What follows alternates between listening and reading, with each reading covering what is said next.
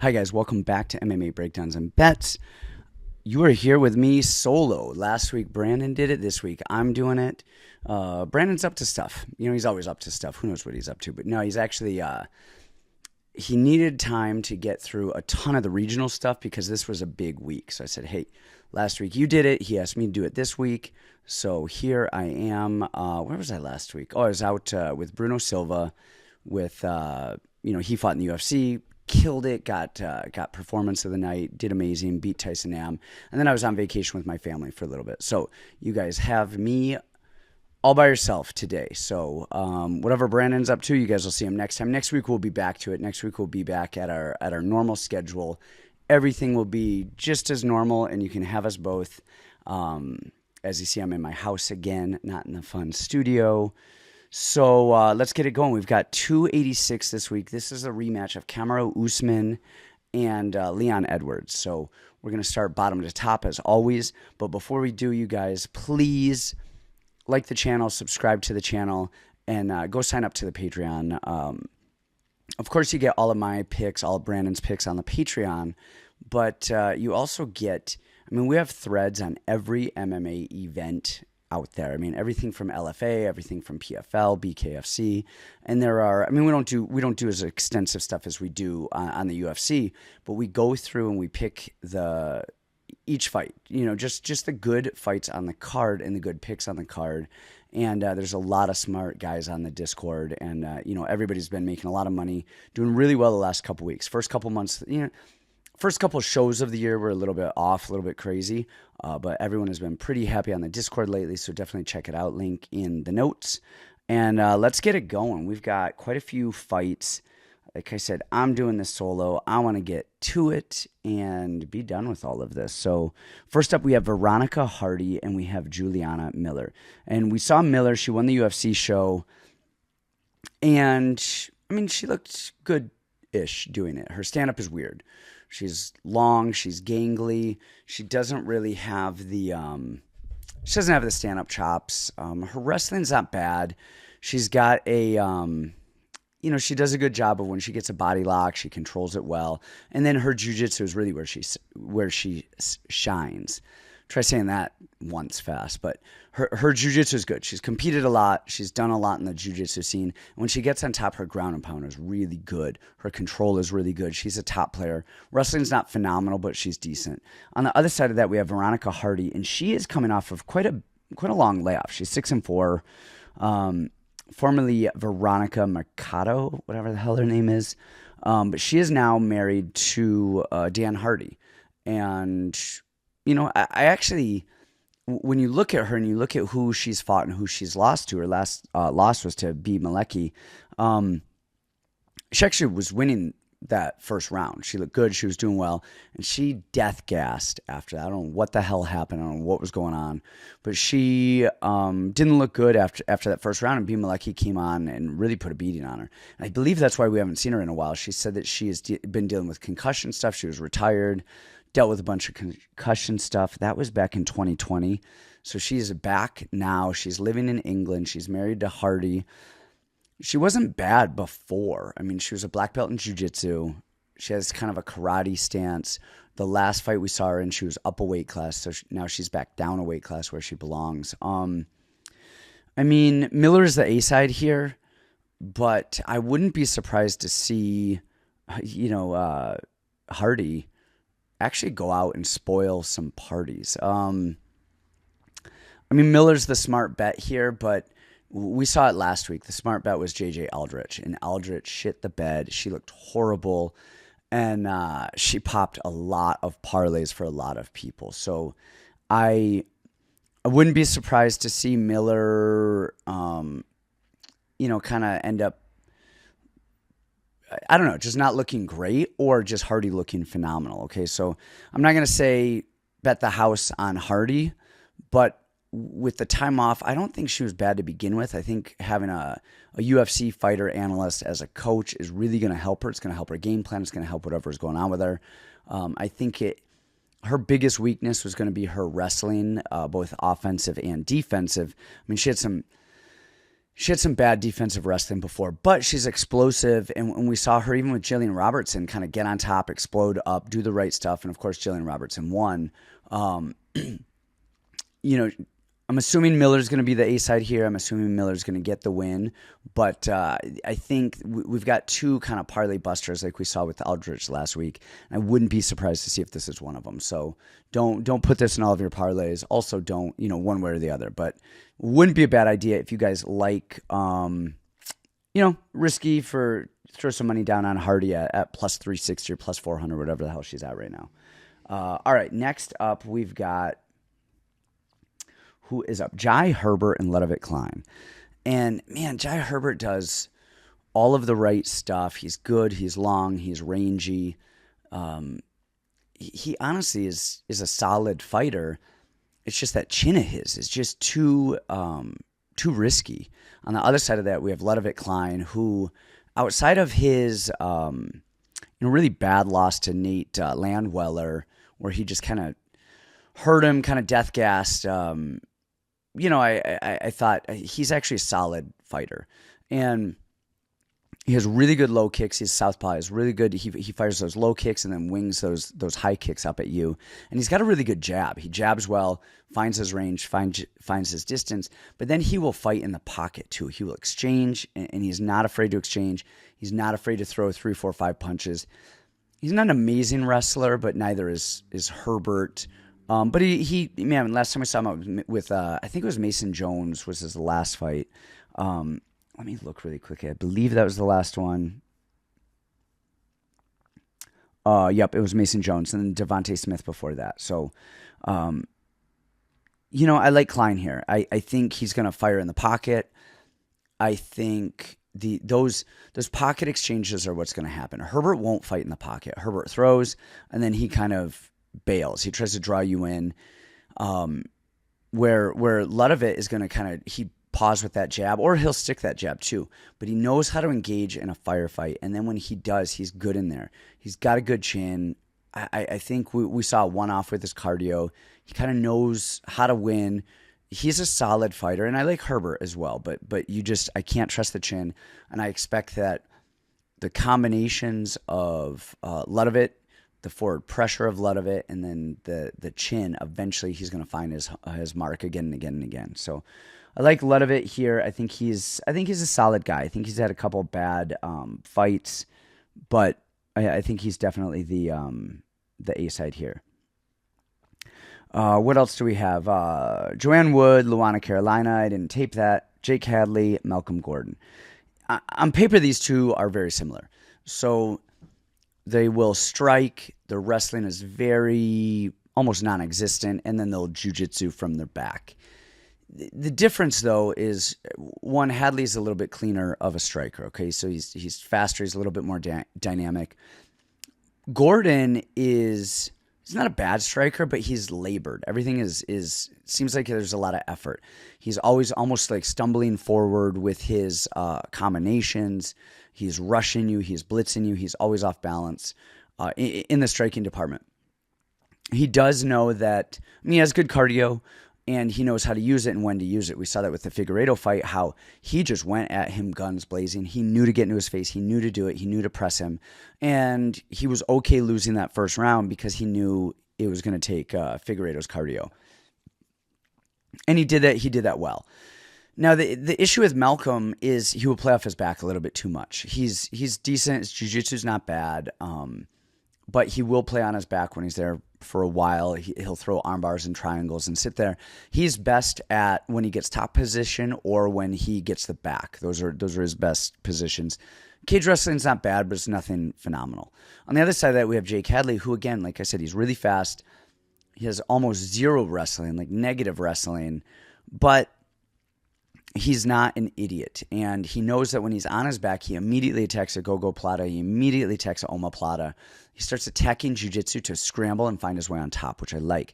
And we also saw in his last fight, even though he lost it against Nascimento, where in the third round, he knew he couldn't be on his back. So instead of pulling guard or sitting to his guard or accepting the takedown, when Nascimento was thrown on him, he would attack the guillotine, all right? And then he came up on top.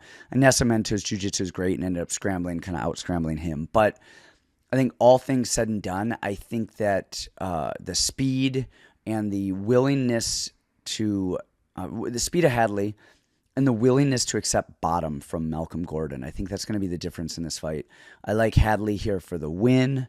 There's a lot of hometown favorites here. This card is pretty linear. I mean, there's not a ton of dogs that are really going to get too much out of me tonight. But so Hadley for the win. I like it. Next up, we have Christian Leroy Duncan, not to be confused with Chris Duncan, who we'll see later on the card, who is 7-0. That's Dusko. I pulled up the wrong guy. All right, so we have Leroy Duncan, 7-0. In these two, just like the last fight, very similar in styles. Like if you were to describe them both, outside of one being black and one being white, you would describe their style as very similar. Duncan is, kind of low. I mean, these guys are both strikers.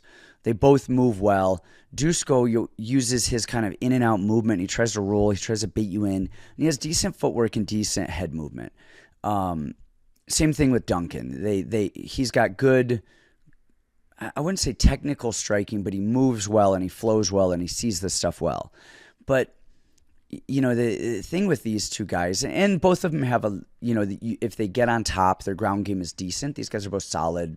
They're not world beaters on the ground, but they're decent. They're both fine on the ground if they get on top. On the bottom, that's a little bit different story, but both guys are decent on top. The difference in this fight is really Duncan's a little bit better at everything. More so than anything, he's just athletic. Dusko he will move and he looks the part for about 3 minutes.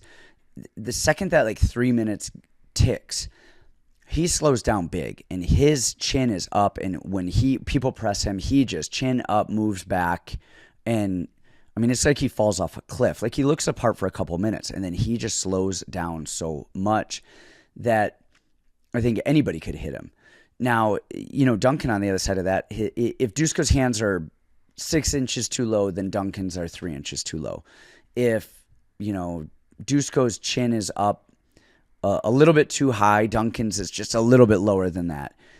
Everything that Dusko does poorly, Duncan does a little bit tighter. Even the way that he throws, just a little bit tighter, a little bit cleaner. Nothing crazy, but just everything is just a little bit better. And then you add in the athleticism and the speed factor, and I think this is a Duncan fight here. Dusko, I don't think is going to... I just don't know how he wins this fight outside of the war of attrition against a guy like Duncan, but I think he'll fail that war. So I think Duncan's going to win that. I think he's going to win the cardio. I think he's going to win the speed. And over the course of however many minutes this goes, I think he's going to land the cleaner punches. But I don't think it's going to go very long. So I think, not that it's going to be under a round, but I don't think it's going to go the distance. I think these guys are going to somebody's putting somebody away pretty fast. So I think that's Duncan. I think he wins. It's probably inside the distance. And if you hate that for whatever reason, just the fight doesn't go the distance, to bet for you guys to throw some money on too. So let's move along here in our solo podcast. And what do we got? Lerone, Murphy, and Gabriel Santos. And this is a fight that's weird to me that they put these two guys together. Gabriel Santos is 10-0, and Lerone Murphy is 11-0-1. And Gabriel Santos, he's pretty good. He's not bad. He's a southpaw. He's undefeated, of course. They list him as a grappler, and that's why he's won more of his fights with jiu-jitsu and wrestling wrestling to jiu-jitsu than he has with striking. But I like his striking better than I like his wrestling. He does a really good job kind of pulling you into throwing a jab or throwing a cross at him, and he pulls back. He counters with a beautiful straight left.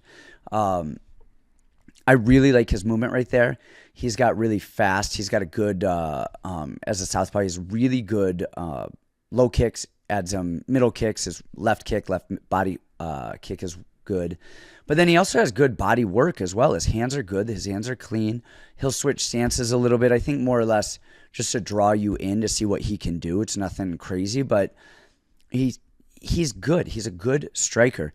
My issue with Santos is I don't think he's comfortable striking. I think when and you'll see him do this. You'll see him do this in all of his previous fights. He likes to counter, but he doesn't know how to draw the counter out. And so he's sitting there, and if you throw at him, he will pull, and then he'll fire back, and he does a great job countering. If you don't throw, he doesn't throw. And when there's no action going on, I think he actually just gets a little bit nervous because I don't think he's as comfortable with his striking as I am with it. I think his striking is actually pretty clean, and he starts to shoot. But his wrestling is almost non-existent. Like, he has good jiu-jitsu, but he does not have really good wrestling, really at all. Lerone Murphy does have good wrestling. I mean, not great wrestling. He has improved wrestling. He has improved wrestling defense. We saw it with Makwan. He got Makwan Amirkhani got him down. He did the right stuff. He scooted to the cage. He took his time, and then he took him out. He looks really good. Lerone Murphy is really good. Clean boxing. He has cardio for days. His cardio is phenomenal. He does all of the right stuff. The only kink we've really seen in his armor at all is against, who was it who he fought? Who dropped him in the first round. A couple of people gave him a 10-8. That was Zubara, Sukagov. So clipped him with an overhand, really hurt him. Other than that, man, I mean, even the other rounds in that fight, I think all the judges gave it to him. So he ended up coming out a draw on that one. Lerone Murphy's the truth. He's going to win this. I don't know if it'll be inside the distance, but it wouldn't surprise me. This is something. So I like Lerone Murphy money line. If you have live odds, see how Santos is looking, because he may death gas. All right, you've got a crowd. It's his first fight in the UFC. He may gas out and really adrenaline himself out. And then I wouldn't be surprised to see Lerone finish it. If he looks good and his cardio looks good, I wouldn't be surprised if it ends up going to a decision there. But Lerone Murphy is the A side here.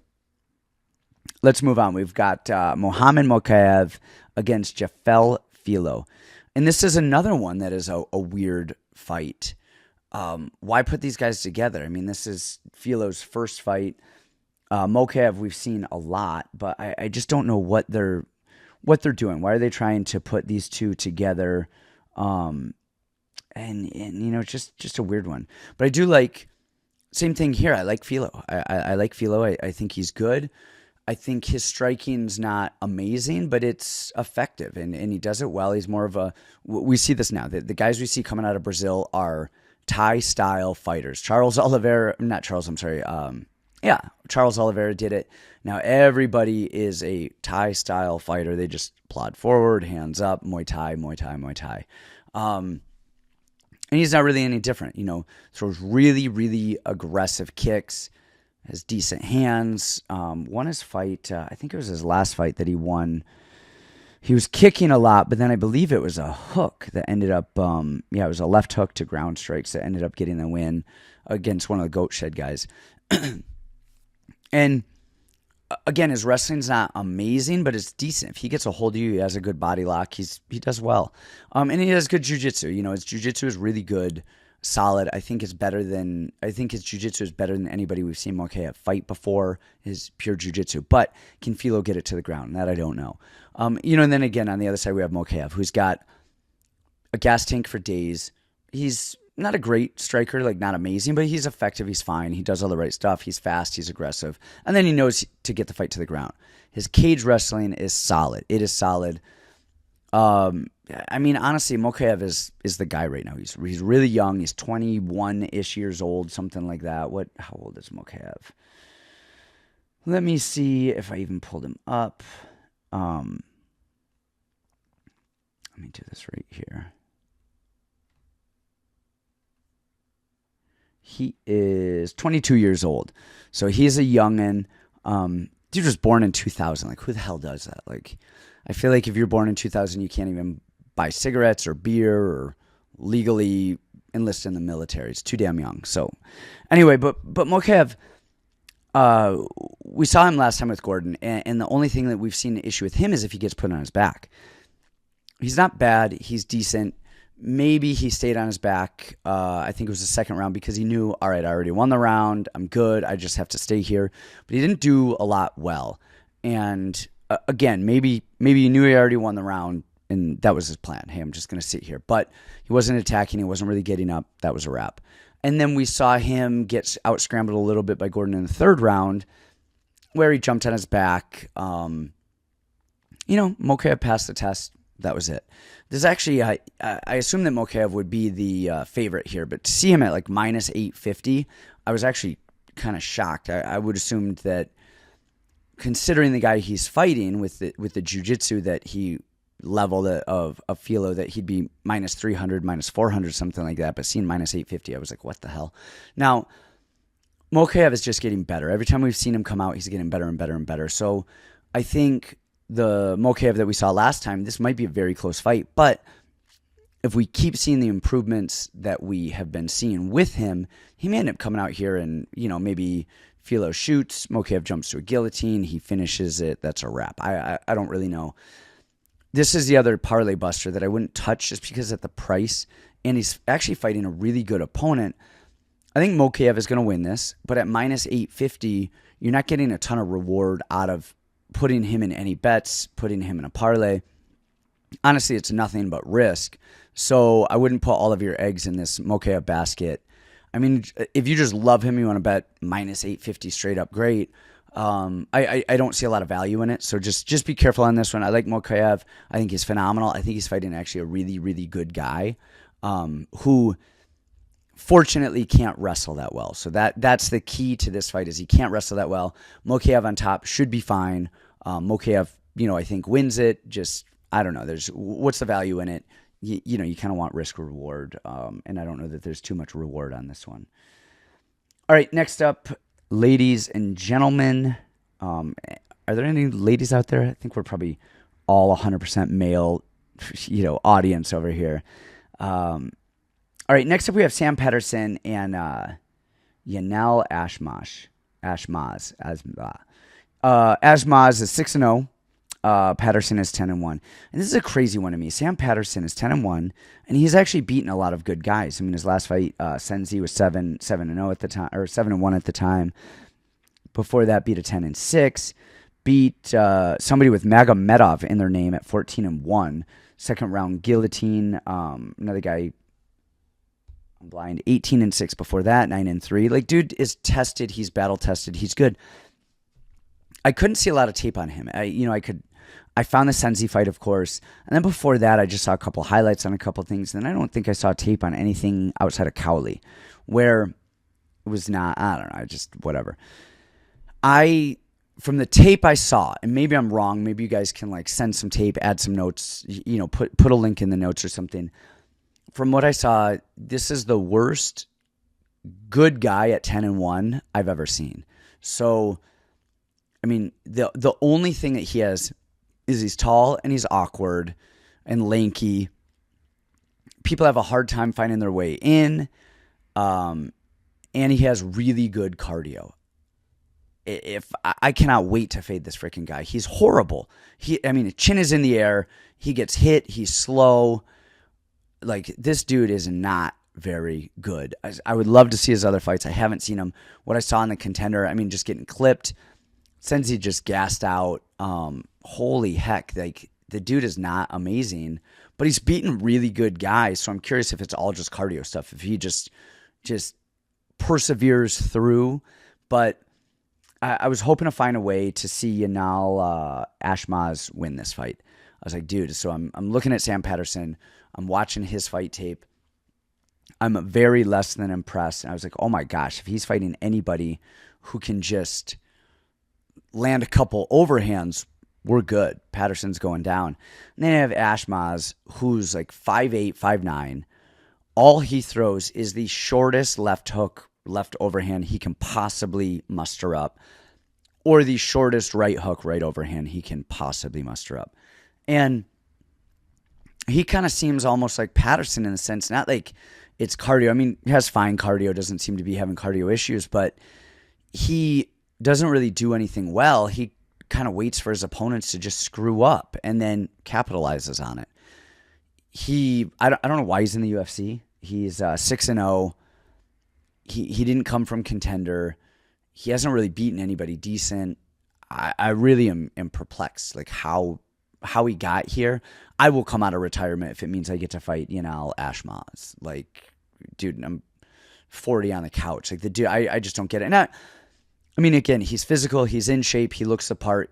Like he's there, he's durable, but on a skill level, man, he's not great. So, outside of Ashmoz landing a wild overhand, I don't know how he wins. Like I was trying to find a way, but with the range of Patterson, I think that range is really going to be hard for Ashmoz to get in on. And then when he does, he's going to get clinched. He's going to get kneed in the face. And if it goes to the ground, I mean, Patterson actually he attacks some decent darts and anaconda chokes. I mean, long people like that should. You better.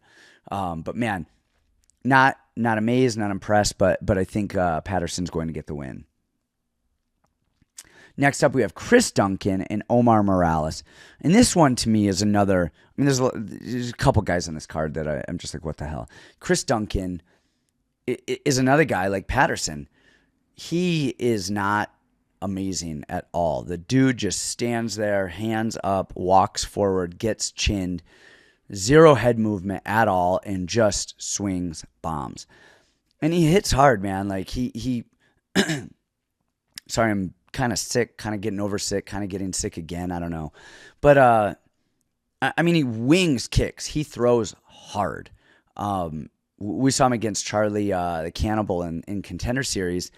And, man, he was just getting pieced up. He was getting chinned up. Charlie was about to annihilate that guy and then just got sent to the nether region.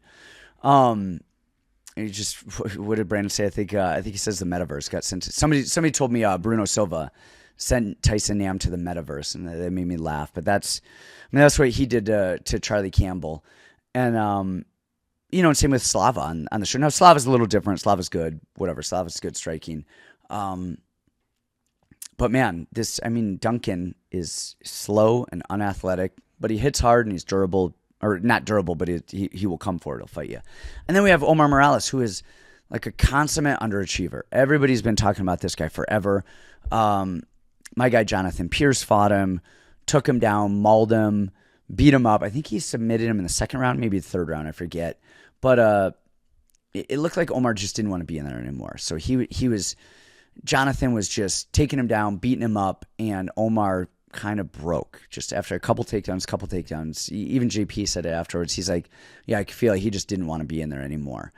And then we saw him in his last fight against Uros Medic, where he looked fast, he looked clean. I mean, like, hey, but I feel like his technique has almost gone backwards a little bit. Like, there was no real rhyme or reason to what he was doing. He wasn't kicking as much as he used to. His punches seemed a little bit more loopy. Nothing really seemed great. And then he got chinned. He's 37 years old now. If he wasn't 37, I would choose Omar Morales hands down any day of the week. It's a wrap. I think he's faster. I think he's a little bit better. I think his conditioning, his wrestling, everything, for the most part, I think is better than Duncan's. But he's old. He's 37. He got chinned his last fight. This is a coin toss. This is absolutely coin toss. If gun in my head, I think I choose Morales. If his chin can hold up a little bit, just because I think Duncan is just so slow. But then again, after, in round 3, I would not be surprised to see Duncan just chin him out. So on a technical level, I think it's slightly Omar Morales.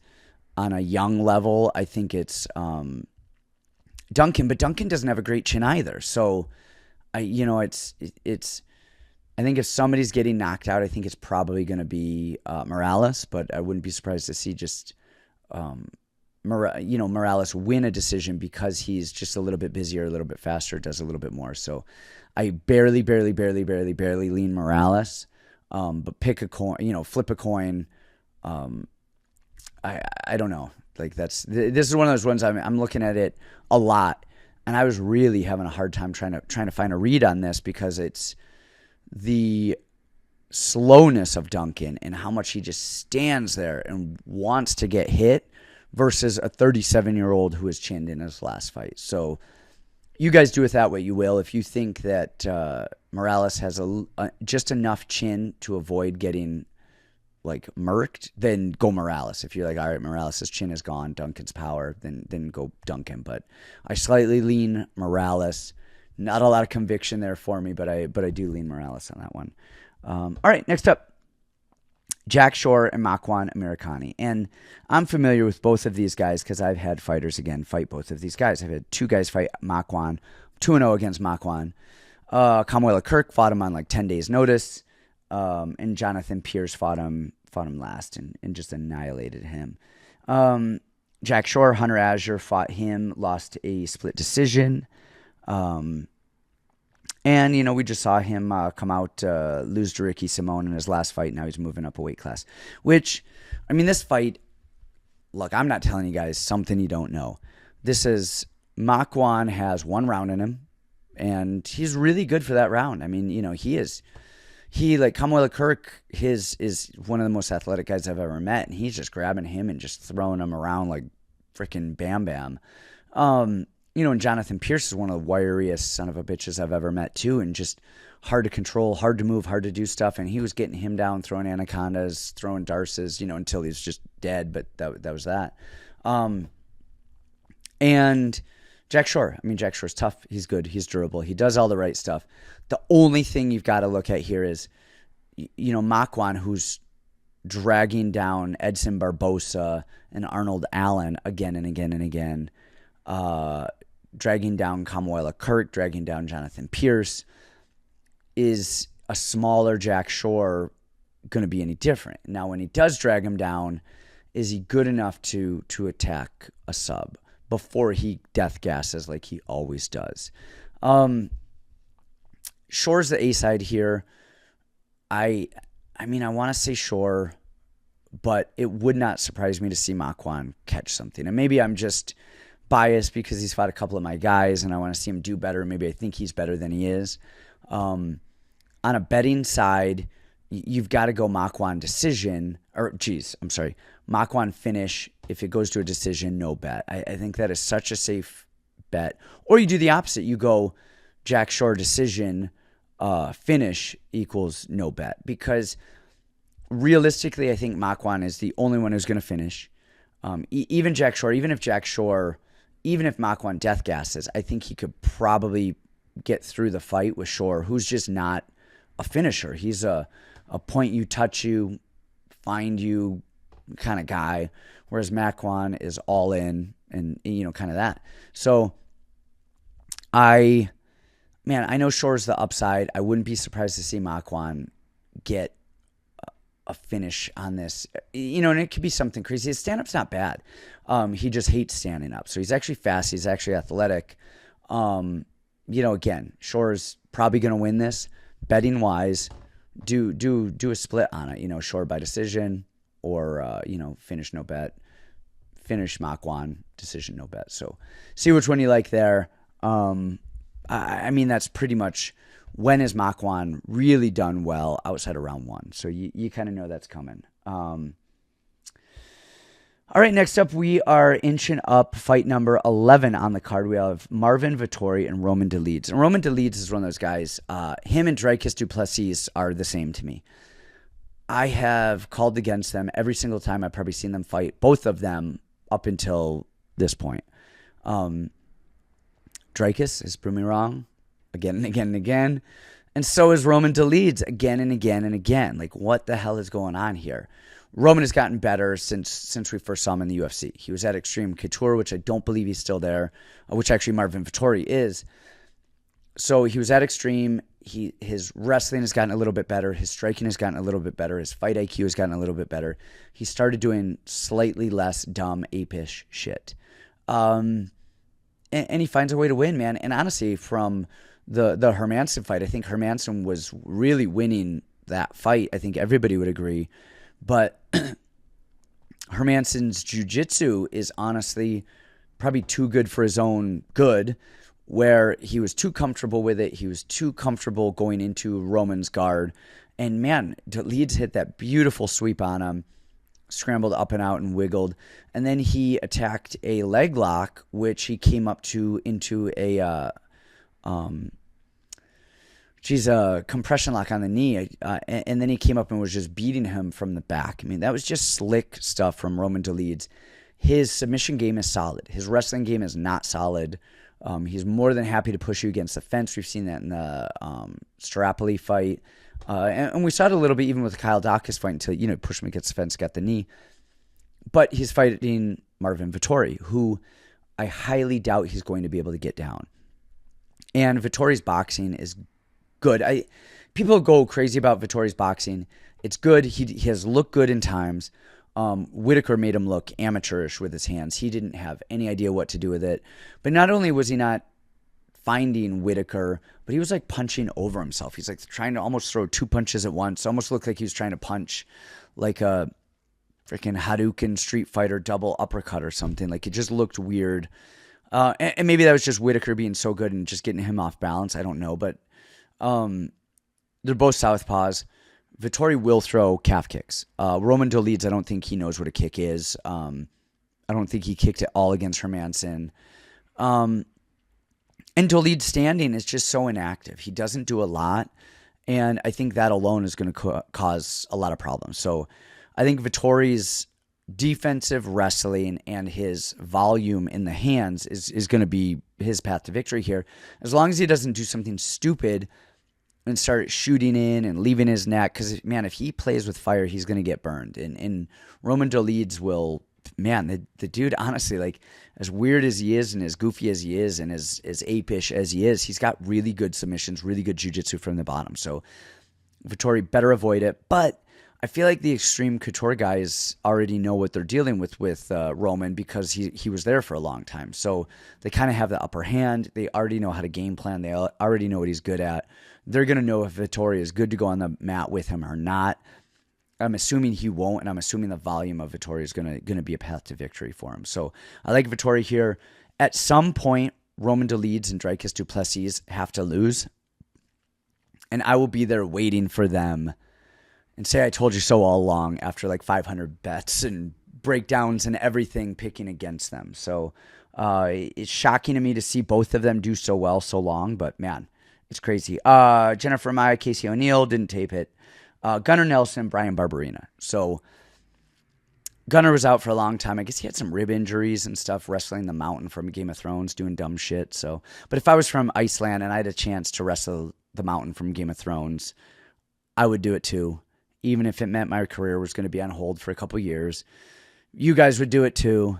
We would all post it on Instagram and profit. So, I love Gunnar. He's fought really good guys. I mean, I think he's 18-5. His losses are to like Gilbert Burns, split decision to Leon Edwards, Santiago Ponzinibbio, Damian Maia, Rick Story. He's fighting really good guys, and he's only losing to the best. We saw him make his return against Sato. And he's got that long linear karate stance. He's in and out. He draws, he pulls you in, he pulls you out, and he knifes that right hand. Or he knifes a right kick. After he throws, he likes to grab the head. And he grabs the head. I mean, it kind of looks like he's wanting to throw an uppercut, but I don't really think he's wanting to throw an uppercut. He grabs a head because he wants you to clinch with him, and when you clinch with him, he attacks a body lock. And his body locks are good. He has a body lock. He twists you off to the side. If he can entangle an arm in it, great. He'll lift a knee up in the middle. Down you go. Him on top of you, him on the back, him in a grappling exchange. He is good. And then you have Barberena on the other side of that, who is kind of a brawler. He's absolutely a brawler. He wants to engage in the chaos, but he's not, he's a wear you out kind of chaos guy. We saw that with Lawler. We've seen it with him in the past. And he's more than willing to engage in the clinch. We saw that in his last fight with RDA, where RDA off of the clinch, took him down, took his back, mauled him in the grappling department. Within a minute of round two, Barberena initiates the clinch, and then, of course, it's a wrap. He ends up getting taken down and ends up getting submitted. But so he's happy to clinch. He's happy to dirty box. If he's dirty boxing, he's going to end up losing that battle because Gunnar is going to clinch. He's going to get him down. This is a showcase fight for Gunnar to be 2-0 in in his comeback, get a little streak, move him up the ranks, and put him up against some more interesting matchups so they can justify it. And get him a win in Europe. They love, when they go to Brazil, they want the Brazilians to win. When they go to Europe, they want the Europeans to win. Then they go to Korea, they want the Koreans to win. So this is no different here. I think Gunnar by sub. It doesn't matter what round. I mean, if you like round 1, round 2, whatever. Gunnar by sub. I really don't see a path to Barberena here. I don't think he's going to gas out. He's not going to offensively or defensively do anything wrestling-wise to Gunnar. And I don't think Gunnar's going to stand in the pocket and throw with him, which is what he needs to find a win. So he's getting taken down. He's getting submitted. Mark my words, boys and girls. All right, next up we have our co-main event of the evening. We've got Justin Gaethje against Rafael Fiziev. Fiziev is 12-1. Only loss coming by that wild, crazy spinning kick that he took, I think in his UFC debut. And then Justin Gaethje, we all know Justin Gaethje, man. Like, if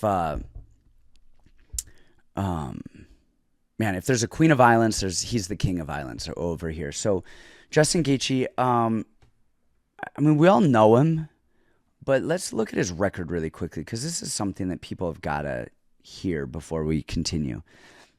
His first fight in the UFC was Michael Johnson, and he won that, but he took a couple lumps, before he did. He lost to Eddie Alvarez, lost to Dustin Poirier, beat James Vick, beat up Edson Barbosa, beat an aged Donald Cerrone, an aged Tony Ferguson, beat Khabib, got submitted there in the second round. Michael Chandler he beat, and then he lost to Charles Oliveira. And what I'm seeing here is we think of Gaethje as this just like world beater, and I don't know if he is, because the guys he's beating is age Cerrone and age Ferguson, which they never looked good after that, and honestly even a little bit before that. Edson Barbosa was tough, but Edson's not a guy who does well with boxers who can wrestle. James Vick, not in the UFC anymore. Michael Johnson is Michael Johnson. Michael Chandler just stood in the pocket and traded with him, went full ass hat. So my point of that isn't that Gaethje's not good. Gaethje's good. He is good. But to beat Gaethje, all you have to do is not engage him in chaos. And Eddie Alvarez did it. Dustin Poirier did it. And those guys are very good, don't get me wrong. And even Oliveira, clipped him, we saw that. So my point is, Rafael Fiziev, that is not a guy who is going to just stand there in the pocket. He's not going to. He checks low kicks. He is a very good Muay Thai guy. He teaches at Tiger Muay Thai out in Phuket, Thailand. So he already has that going for him. He can wrestle. He can defensively wrestle. With Brad Riddell, we saw him go at it with him and then end up, of course, catching him with the wheel kick. RDA he put away. Who's getting older, so don't get me wrong. RDA is getting older, but RDA and Tony Ferguson and Donald Cerrone have not aged the same. RDA still is winning, still looks good, whereas Ferguson and Donald Cerrone, those guys are shot. Now, the thing with that is really it's going to be the leg kicks. That's really the issue. And what Gaethje does really well is most people expect leg kicks to come from leg kick range, from kicking range.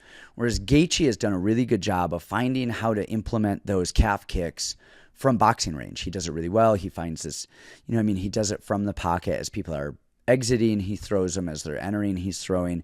He's swinging and going. And for as chaotic as he is, he actually does, he doesn't look overly smooth in a technical sense, but he brings his hands high. He rolls his head well. There is a method to his madness, okay? And it is controlled chaos, but there is definitely a method to his madness. Now, Fiziev on the other side is just a smart, good, tactical guy. I've got to assume that Fiziev is game planning a little bit. And if you game plan a little bit with Gaethje, you're going to see that the path to victory is just not standing there. Fiziev's lateral movement is great. His in and out movement is great. His head movement is great. He's fast as hell. He is a really, really, really legitimately good striker.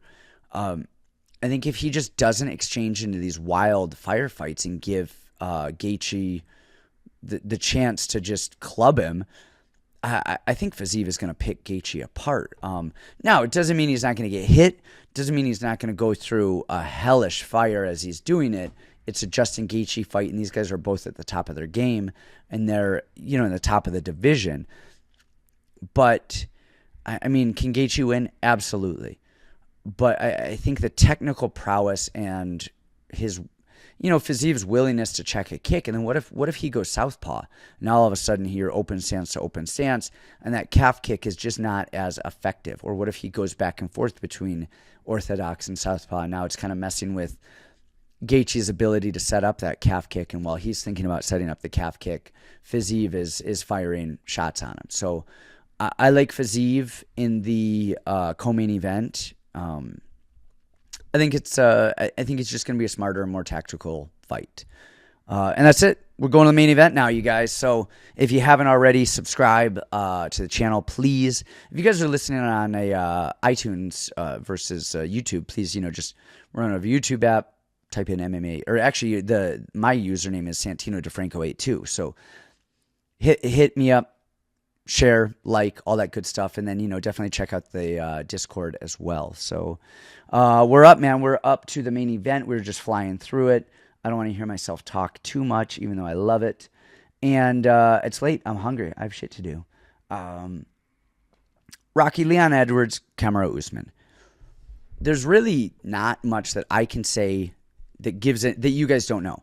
You've seen the last fight, okay? So we already know. Let's look at Leon Edwards. Right off the bat, he took Usman down, okay? And so that shocked Usman. So now he knows, oh, okay, I am human. This can happen. And then from there on out, he was taking down Edwards, mauling him on that side. Then, of course, Edwards would defend. He would get back up.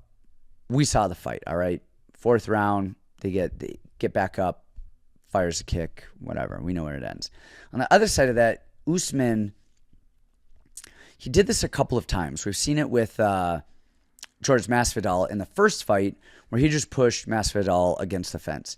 And in the second fight, I think Masvidal opened up a little bit and, of course he got clipped. We saw it with Gilbert Burns' fight as well. And so now it just comes down to, do the 4 rounds leading up to the victory matter more than the victory itself? And my brain says Kamaru Usman is going to just push Leon up against the fence like he did before. But then I start thinking Leon is the younger fighter. How old is Leon right now? So Kamaru Usman is 35. He's about to be 36 in like a month. Leon's 31. Leon has just gotten better and better and better and better and better. He's tall, he's long, he's rangy, all that good stuff. Leon's going to have a little bit of confidence, though, knowing that, 1, of course, he knocked him out. But 2, he took him down. And then 3, he was able to get back up and defend a little bit and do all of the right stuff. And so now, does Kamaru Usman play it safer? Does he try to take him down when he knows he can get back up, or does he just try and push him on the fence? We've seen Kamaru Usman fight again and again and again. I think we're going to see Leon Edwards open up more, open up at least a little bit earlier, knowing that he can hurt Usman, that he can probably get through a lot of the ground and pound, a lot of the takedowns and the wear that Usman's going to do. And then does Usman try to rush it and push his way in? So I think the smart money is on Usman. I am leaning Edwards for the upset. Being younger, Usman is talking about retirement. He's talking about, moving on. I almost wonder if he thinks he's going to win this fight and then retire. But once you start getting those ideas in your head, do you really... Usman's not going to quit. He's not going to quit the fight. But little by little, in training camp, what did it look like? And you lose moments. And losing moments leads up to losing a fight. And if you're already mentally checked out and you're trying to hold Edwards on the fence and you could probably hold him for another 20 seconds and you feel him wiggling away, and so you just bail. You start to scramble, and instead of fighting for that scramble, you just let it go. Whereas, a year or two ago, you would have fought for that scramble and won the scramble, ended up on top. In the exchanges, you start a firefight and you get clipped, and instead of going in for a couple more shots. He ended up backing up and covering. And over the course of 25 minutes, those little moments that you end up losing because you're not 100% committed, and I'm not saying that he's not, but just him talking about retirement makes me think that, he's already thinking about what's next.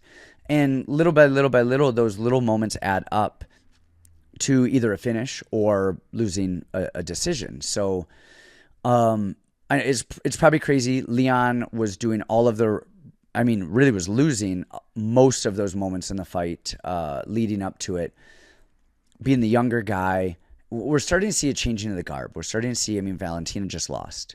Of course, John Jones is back, but we're starting to see these people who have been there for a long time, losing. And like Usman turns 36. He's been at the top of the game forever. Does he want to keep doing this? Once you see people start to slip, generally they don't regain that championship belt a lot. It just, doesn't happen a lot. Look at Robert Whittaker. Robert Whittaker was doing amazing. Won every fight there was, and then he just could not beat Izzy the times that he had to beat Izzy. Of course, he's fighting the same guy again and again, but whatever. I'm going Leon Edwards with the upset. I think he stays champ. And man, hopefully he does. I like him. Not. I don't have anything against Usman. I think Usman rubs everybody on the planet the wrong way. So maybe I'm talking with my heart a little bit, but I definitely did not. I was at the Leon Edwards Usman first fight. I was sitting there, and me and my buddy were about to leave. We're like, this sucks. We're out of here. We want to beat the traffic. And actually, our other friend was like, what? Like, no, this is why you stay. You have to stay. And he gave us this whole spiel. We stayed. And of course, I was glad we stayed. But I'm going with Leon. I'm going with Rocky. Rocky for the upset. For the most part, the card is pretty linear. I think the favorites are going to win. I would watch out for Mercado, who is now Hardy. Jack Shore even a little bit too. I like Shore, but Makwan, if it gets out, that's the thing you bet live. Bet Makwan live. I don't even think I gave a pick. Shore should win. Don't even bet the fight until after round one. If it gets through round one, then you bet everything you have on Shore, and you're good there. But until then, again, don't go crazy on that. Join the Discord. We've got fights and fights and fights and fights and fights. So we will see you guys over there. Come on in, say hello. Link is in the show notes as always, and we'll see you guys next time.